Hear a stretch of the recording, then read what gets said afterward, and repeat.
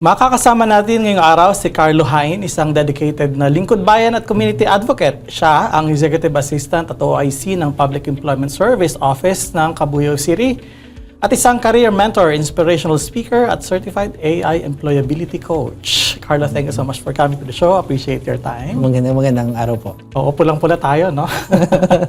Green na lang ako lang. Merry Christmas na. Merry Christmas. Kumusta ang ating gobyerno sa Cabuyao?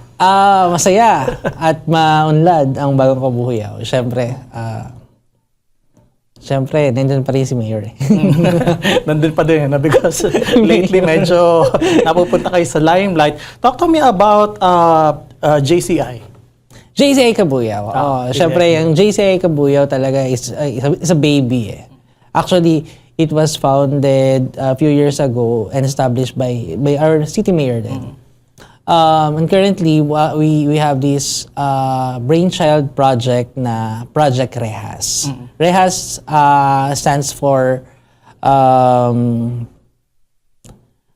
Sa JCI, yung JCI muna, kung para lang alam nila kung ano yung JCI. Oo, so it's a leadership organization. Organization. It's a leadership organization for young active citizens.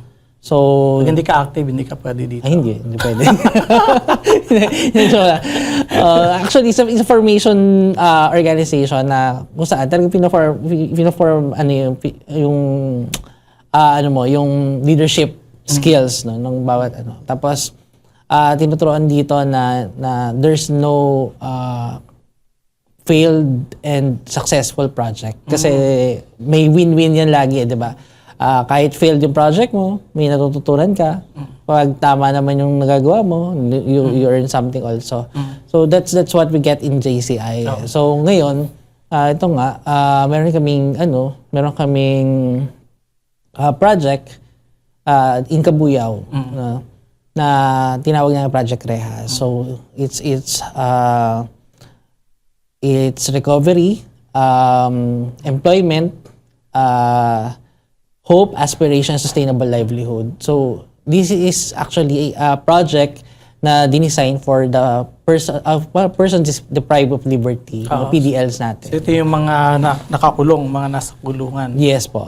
So it's in coordination and partnership with the Public Employment Service Office. So sa amin po kasi ngayon sa Cabuyao, ang goal ng aming mayors mabigyan ng trabaho ang bawat pamilyang Kabueño. So we don't aim para sa lahat, no? Pero at least one in every family to sustain the food, okay na po yun. Ganun yung ano natin. Mas attainable siya, mas realistic yung approach. So ngayon, ginawa natin sectoral ang approach. Meron tayong project for PWDs, meron tayong solo parents, for ano. But this time, ito, PDLs po yung nabigyan natin ng focus. Ano yung naging starting concept nitong Project Rehas? Because hindi naman bago yung may nakakulong and then may nadideprive of liberty, whether guilty or hindi guilty na nasa loob. The stigma is there. Pag lumabas sila, they can be, somehow parang pwede silang discriminate sa workplace. So, paano nanganak yung idea? Di ba pag nasa kulungan po ang padre de pamilya, ang kabuhayan ng buong pamilya affected. So, ang ginawa natin to ensure na mayroong pagkain, we are assisting them na sana yung at least isa sa miyembro ng pamilya nila ay magkaroon ng trabaho habang sila ay nagre-recovery, 'di ba? Para masigurado na may magsusustain ng pagkain sa bawat pamilya.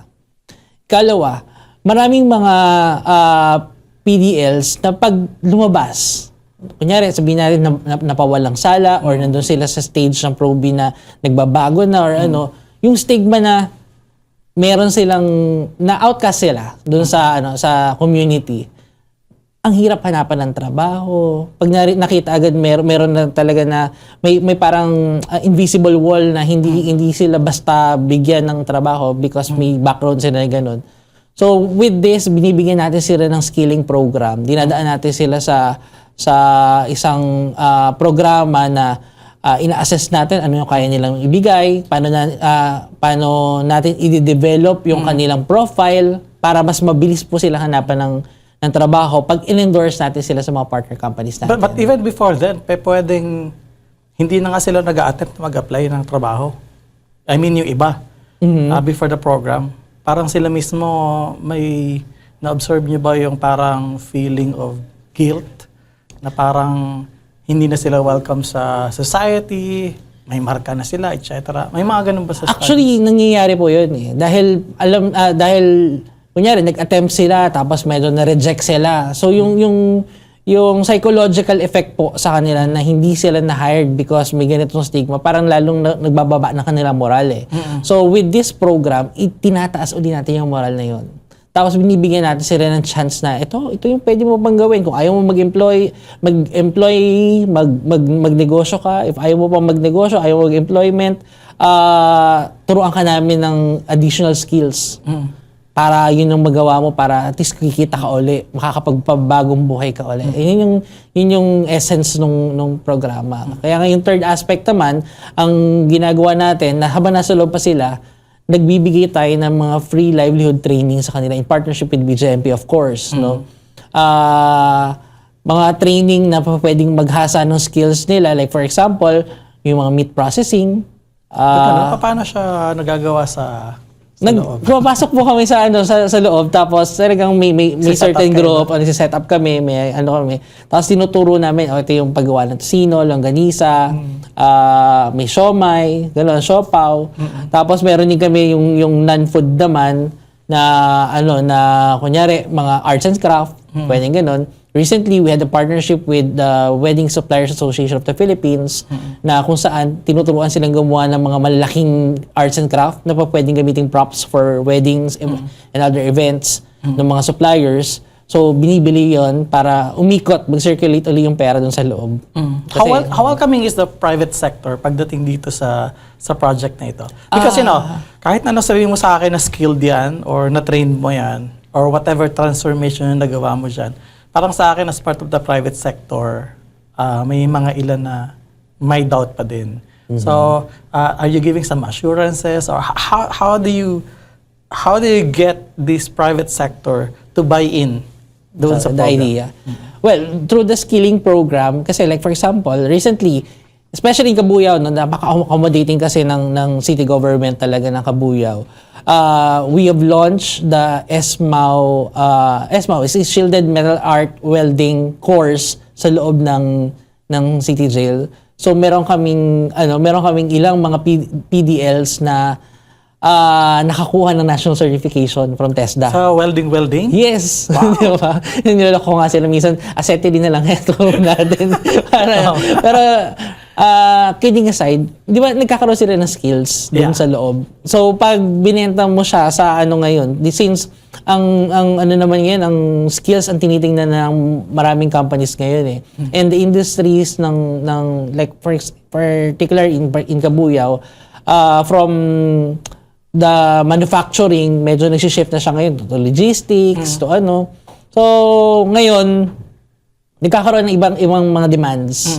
So, yung demands na yun, sinusubukan namin sagutin sa pamamagitan ng pagtuturo namin sa iba't ibang mga sectors ng mga skills na in demand para ma-answer mismatch. Pero hindi ba yung lumalabas yung issue ng attitude or behavior na baka, wala kang problema kung may skills ka at na-prepare ka skills-wise, pero paano yung attitude or behavior? Of course, kaya nga po sila merong endorsement from BJMP sa amin. Tapos meron kaming recommendation letter also.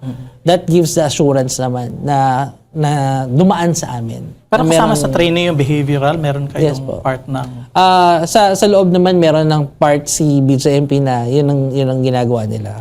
Meron ng may program. May parang may insertion parang about religion, about kung paano sila magko-communicate uli sa community, magko-connect uli sa community. Ganun po yung ginagawa nila doon. Parang yun sa inyo, yung integration skill lang ng skills at saka nung kung paano naman yung pagbangon uli, ganun.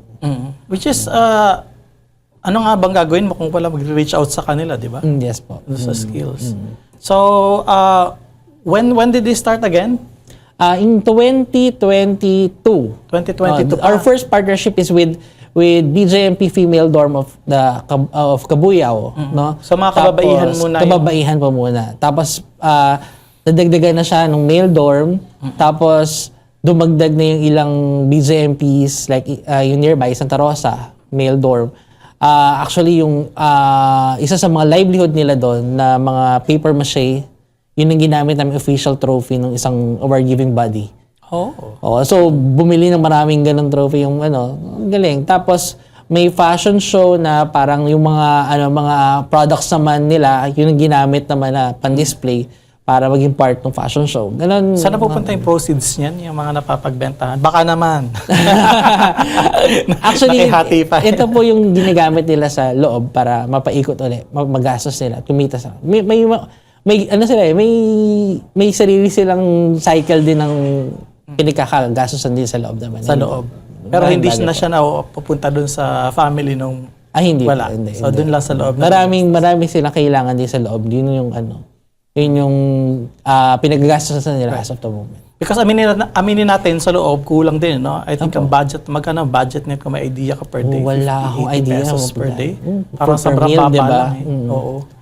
Considering na marami sila doon, parang Yes yung po. budget masyado mababa. So siguro doon din nadagdag. Isa pa yun. Tsaka, meron nga kaming proposal ngayon na parang yung cosmetology and yung nail tech, may introduce na rin sa kanila para kahit nandun sila sa loob, maglinis lang sila ng maggupitan sila, di ba? Maggupitan sila. Sila, yung pera, umiikot na rin lang sa kanila. Haircut, di ba? Yes. Oo. Di ba? Is TESDA part of this project? Tumutulong po sila. Oo. So meaning to say, pag tumutulong, are they giving away what? Voucher? We have TVI partners, Technical Vocational Institute partners po sa na talagang kung sino yung may mga available, sila yung pumupunta sa loob para sila yung magturo. And then they can graduate with NC. Yes po. Assessment doon na rin po ginagawa sa loob. Oo, syempre. Ang hirap naman yata. Parang hirap lang yata nasa labas. Oo. Kasi may security, security risk. Sige, so hindi ano yung pinakang-challenge kung hindi madali ito? Ano yung nakita ninyo yung challenge over the past couple of years sa implementation ng program? Yung partnership of course with the companies. Tapos nabanggit mo nga kanina na medyo talagang may mga companies pa rin na medyo may resistance dun sa project. Pero ang ginagawa namin ngayon, like for example, in Cabuyao, we are now crafting an ordinance to support yung project. Kasi we all know na possible after ibang leadership, mabaliwala na siya, di ba? Both yung sa LGU at saka sa private. sa BJMP also. Baka mamaya maano na nila. Lahat kasi mababago yan. I mean, kahit sa company na partners diba? ninyo. At least kung merong support na ordinance, like for example, itong reintegration program na ginagawa na ang goal is to parang i-recognize yung mga tutulong ng mga companies. Pag ikaw ay like for example, isang company na nag-hire ng PDL, a certain number of PDL, meron silang certain recognition, parang badge. Oh. Diba? What does it do? I mean, ano meron doon sa badge? It's something naman that the company can boast off doon sa so walang discount sa business permit registration. Siguro mga later incentives on, yan? di ba? Kaya nga siya kinakraft pa. Kinakraft pa. Kinakraft pa.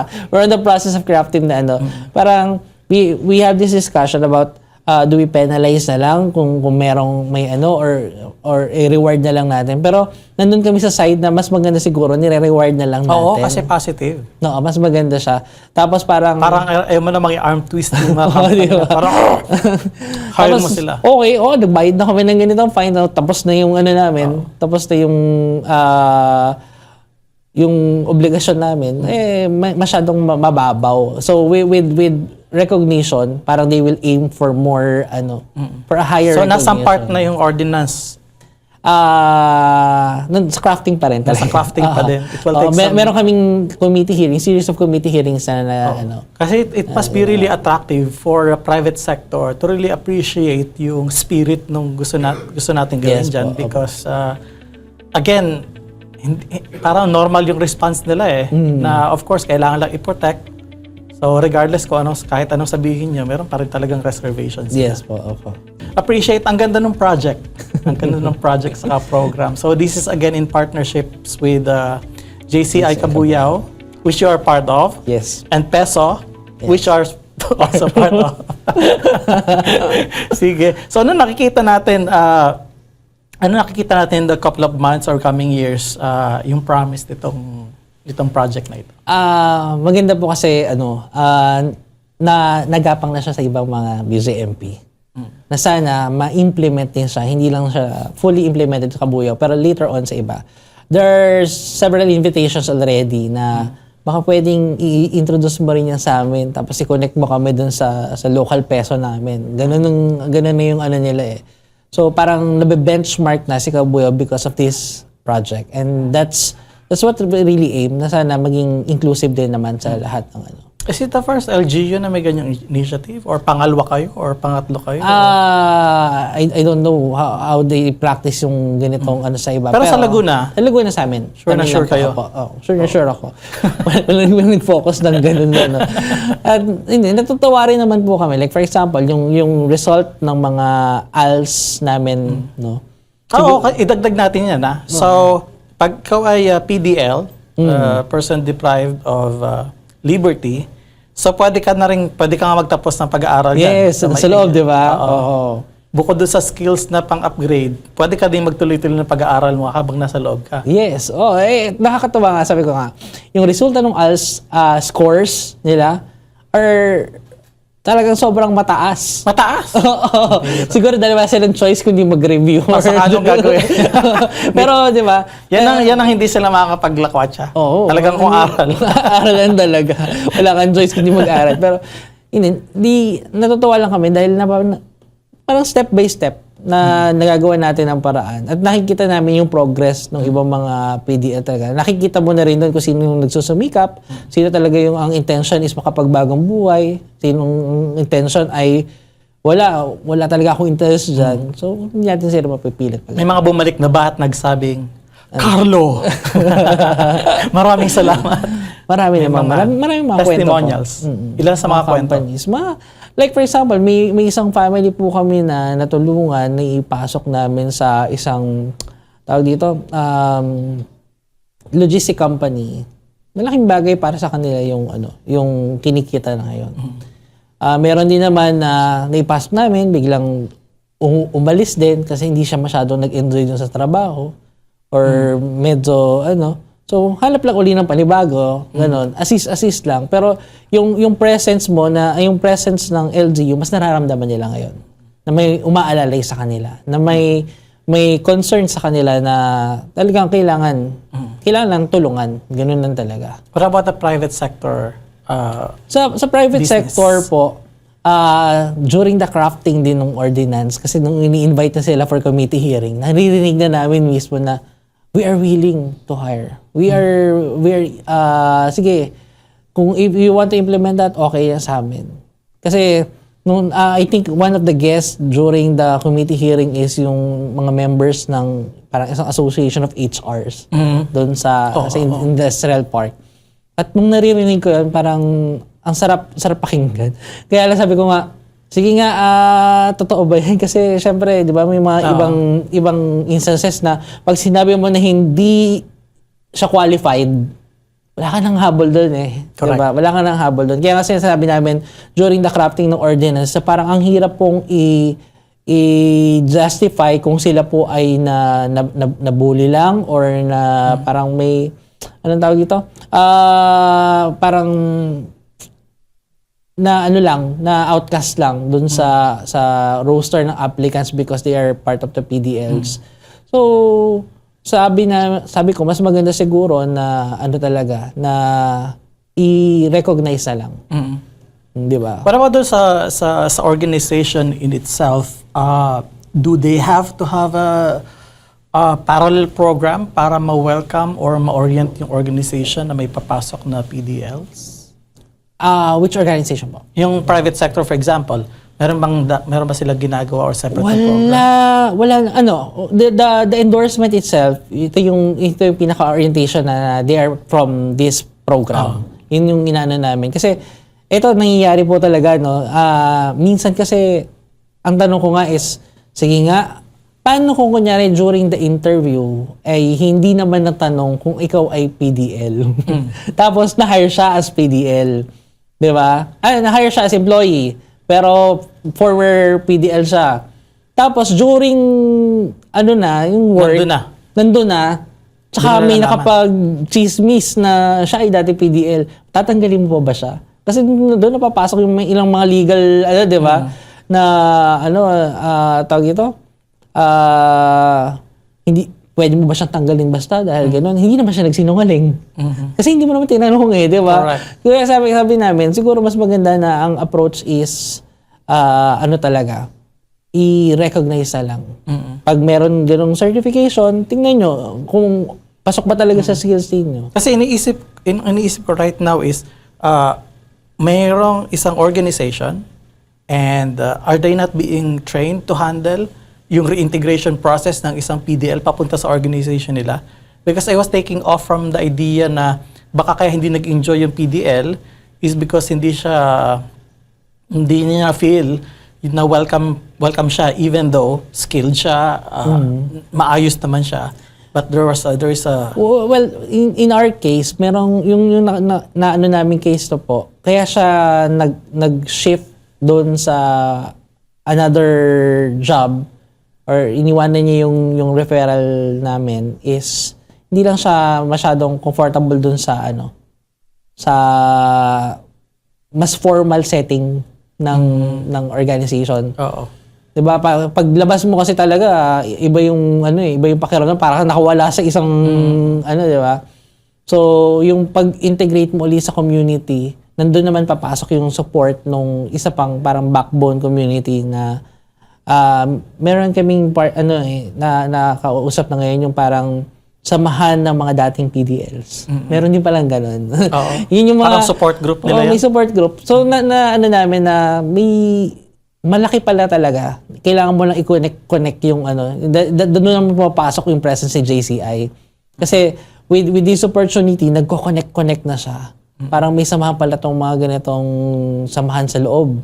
Yung mga nakawala. So, sila mismo nagbabalitaan din kung ano nangyari sa mga kasamahan nila. Parang ganun. So, meron pala silang alumni association. Sort of.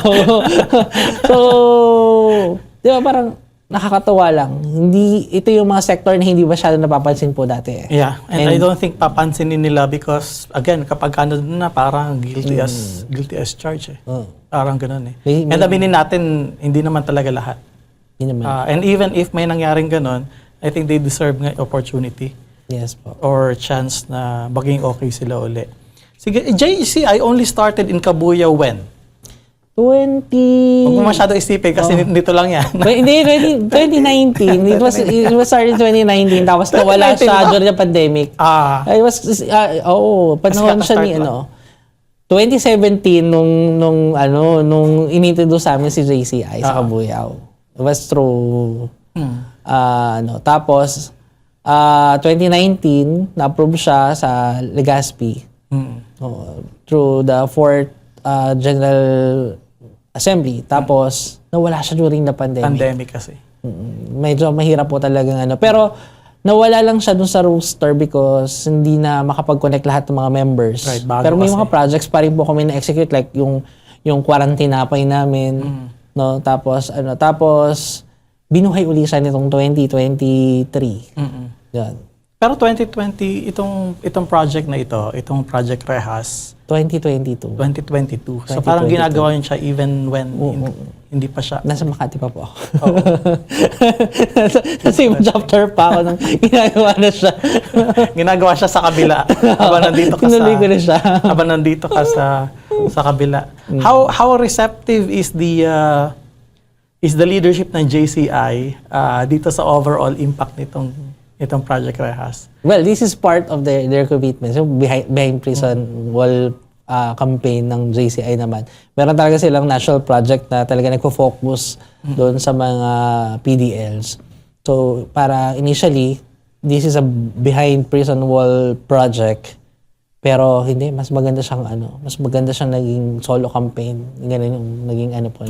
Parang hindi lang siya footnote or sideline. Kaya po, kailangan main. yes po. Natutuwa kami because hindi siya lang kay JCI na ma-recognize. Even yung mga partner namin like yung BJMP, na-recognize sila in regional level, national level. Kasi project din nila. Oh yes, naging project kasi nila di ba? Tapos it won Best Peace Project at saka Community Empowerment Program sa Laguna Excellence Awards, meron din sa Diamond Excellence. Dami po, natutuwa kami dun sa naging respond naman ng mga pag pinapakita at pinapresent namin. Sige. How do you manage this all these things? Work, organization, as someone leader as you are, how do you manage your activities? Well, yung work ko as part ni JCI at saka yung part nung parang ginagawa mo lang yung trabaho Parang you're hitting two birds in one stone Kaya ang sarap lang po ng pakiramdam. Tapos you're serving the community, the idea of public service. Tapos kinoconnect mo na lang yung ito yung trabaho ko. Magbigay ng trabaho, di ba? Kasi peso Peso, di ba? Public Employment Service Office. Community Training and Employment Coordinator pa ako ni Testa. So, ito yung sector na recently, in Cabuyao, nilaunch na rin namin yung Filipino Sign Language sa bawat isang department at saka sa workplace para mas maging inclusive din yung public service doon sa Cabuyao. So, kahit saka para medyo tumahimik yung workplace natin, ano? Opo. Pag nasa sign language na lahat, di medyo tahimik. We even had yung sariling job fair for PWDs. Under na peso? Under ng peso. At saka PDAW, the office ng person. Ba nakakapagod ang public service? I mean, how long have you been in public service? 9 years. 9 years. Magti 10 years na may trophy ba yan? May cash prize? Mukhang malapit na. Pero what do you do when you get tired? This is a stressful work. Well, I like as I said, I like the idea of public service.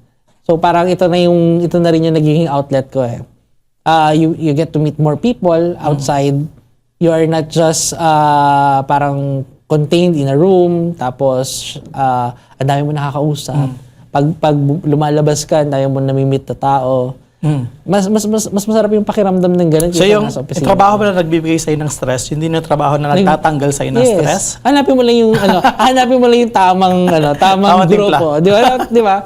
Pag alam mo na stress ka dito sa community na to, lipat ka ng ibang community. Pero admit it. I mean, pag nasa public service ka, lahat lalapit sa'yo kahit gusto mo or hindi mo gusto, di ba? Yeah. Gusto mo or hindi mo gusto. How do you deal with that? How do you filter or how do you approach that? Pag halimbawa hindi mo gusto. Hindi pwede, no? Wala, kailangan i-posin lang po talaga yung idea. I mean, ito rin nagpapagaan ng trabaho. When you appreciate everything about your work, yun yung nagpapagaan din. Di ba? Puso. Di ba? So when you put the puso inside, parang you put the puso in the center of everything. Mapapagod ka pa din. Ano ginagawa ng isang Carlo Hain kapag napapagod? Hanap tayo motivation. Hindi napapasok yung mag-bake tayo. O mag-bake tayo, magluto tayo, ganyan. Pero yun. Siguro pag uuwi ka, kailangan at least you have a little time, di ba, parang moment for yourself din na kunyari, pwede ka magluto, pwede ka mag-arts and craft, ano pa mga ginagawa ko. I even give time para sa mga doon sa outreach. Yan. Community service pa rin. Sabi ko sa'yo, babalik tayo. I'm very, talaga, doon sa mga batang may cancer. Yan, yung mga, doon po bumabalik. So, pag medyo stressful na sa employment projects, di balik tayo doon sa ibang aspects. Like, for example, yun nga, mga batang may iba't ibang illnesses, ganun. Doon sa ginagawa mo ngayon as head ng PESO, Public Employment Service Office, are we looking at mas gumagandang employability ng mga tao, or medyo naglalag tayo behind? Yung mga problema po kasi like the mismatch ng nandiyan na yan eh. Hindi mo basta-basta ma-resolve yan. Yeah, because it's institutional. Pero ang pinakamagandang part lang po ng trabaho talaga is inilalatag mo sa kanila yung opportunities. When you start parang serving them, ito yung mga possible opportunities na pwede mong puntahan. Ayaw mo nito, ito tayo. Yung hindi mo stop sila na hindi ko kaya yan. Okay, sige, hindi mo kaya, wag na ikaw. Kung hindi mo kaya, bigyan natin, sige, ano kaya mo? Tutulungan ka namin kung anong kaya mo. Baka naman ito kaya mo. Kasi parang Diba? hirap nung nandun ka sa gitna ng dalawang nag-uumpugang bato because of the mismatch, di ba? Opo. Ito yung hinahanap namin dun sa employment part, and then dun sa education sector is parang, wait lang, parang hindi naman yan yung tinuro. Plus, may ano pa yan, may isa pa pong factor yan.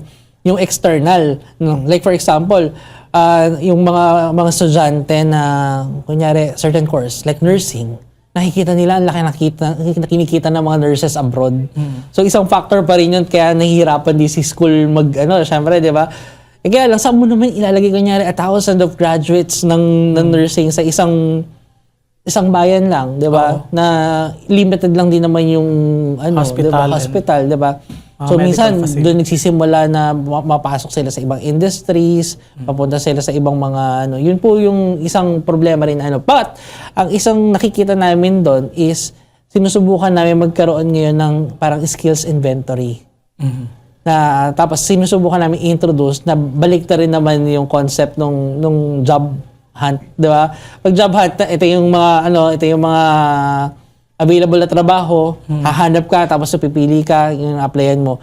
Ang gusto na yung mangyari ngayon, ito yung available skills, pumili kayo. Parang so skills based. Oo, skills based. Like for example, ito yung mga plumber, ito yung carpenter, ito yung magicians, host, public speakers, 'di ba? May mga ganon. So ngayon, pag kailangan nila ng mga services na dahil may skills inventory na available yung city, pwedeng yun yung maging reference naman ng mga maghahanap ng employees. Anong mga skills ang kailangan ninyo? In particular, what skills yung group ng yun? So makikita mo, babalik rin natin yung concept. O hindi natatapon yung opportunity sa iba. Kasi like sa amin po talaga, dinadayo kami ng ibang bayan. At ang pinaka nakakalungkot dito, minsan yung opportunity pa, natatapon doon sila. Napupunta sa ibang taga-ibang bayan. Sabihin lang kasalanan ninyo kasi dyan lang meron eh. So, pupunta talaga kami dyan. Masyado ninyong ginalingan eh. Sa Kabuyaw. So, your problem, not mine. I'm going to apply kahit wala ako sa Kabuyaw. Di naman bawal eh. Sige, so anything you would like to add more about your Rehas program? Ano yung gusto mo bang manawag? Well, sana mas marami pa pong companies ang tumulong at sumuport sa ganitong programs, no? And we hope that with this initiative, we can encourage more, no? Kung hindi man tawagin nilang Project Rehas din or they will mag-introduce sila ng similar program. But the idea is to create opportunities also for this sector. Malaking bagay na po sa amin yan. Mas masarap naman yung ginagawang benchmark yung mga projects na ginagawa natin kaysa hindi napapansin, diba? And that's why we are really pushing para mai-campaign ng maganda yung project. Saka to the LGUs, institutionalize siguro natin to. Very important. Sige. Thank you so much, Carlo. Salamat po. Alright. Diyan po nagtatapos ang programang Work-Related. Samahan po ninyo kami muli sa mga susunod na episodes. Mapapakinggan ng Work-Related sa DWIC 882, DWIC News TV at sa ating mga social media platforms via live streaming. Ako po si Lloyd Luna.